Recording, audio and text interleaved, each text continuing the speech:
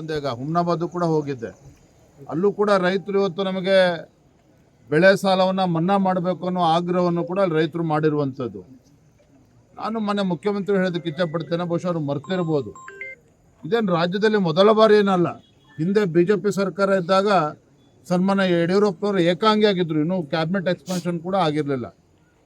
ಆದರೆ ಅವರು ವೈಮಾನಿಕ ಸಮೀಕ್ಷೆ ಜೊತೆಗೆ ಗುಲ್ಬರ್ಗ, ರಾಯಚೂರು, ಕೊಪ್ಪಳ, ಬಳ್ಳಾರಿ, ಬೆಳಗಾವಿ ಜಿಲ್ಲೆ ಸ್ವತಃ ಅವರೇ ಹೋಗಿ, ಕಾರಜೋಳ ಸಾಹೇಬರು ಇದ್ರು ಆ ಟೈಮಲ್ಲಿ, ಸಚಿವರಿರಲಿಲ್ಲ ಇನ್ನೂ ಕೂಡ, ರೈತ ನಾಯಕ ಎಲ್ಲ ಮಾಜಿ ಸಚಿವರನ್ನ ಕರ್ಕೊಂಡು ಸ್ವತಃ ಯಡಿಯೂರಪ್ಪನವರು ಅಖಾಡಕ್ಕೆ ಇಳಿದಿದ್ರು. ಅಖಾಡಕ್ಕೆ ಇಳಿಯೋದು ಅಷ್ಟೇ ಅಲ್ಲ, NDRF ನಾರ್ಮ್ಸ್ ಪ್ರಕಾರ ಏನು ಪರಿಹಾರ ಬರಬೇಕಾಗಿತ್ತು ಅದು ಒಂದು ಕಡೆ, ಅದು ಕಾಯ್ದೇನೆ ತತ್ಕ್ಷಣ ಆನ್ ದ ಸ್ಪಾಟ್ ಯಾವ ಬಡವರು ಮನೆಯನ್ನ ಕಳ್ತ್ಕೊಂಡಿದ್ರು ಅಲ್ಲೇ ಮನೆಗಳಿಗೆ ಪರಿಹಾರವನ್ನು ಕೊಡ್ತಕ್ಕಂಥ ಆದೇಶವನ್ನು ಮಾಡಿದ್ರು. 5 ಲಕ್ಷ ರೂಪಾಯಿ.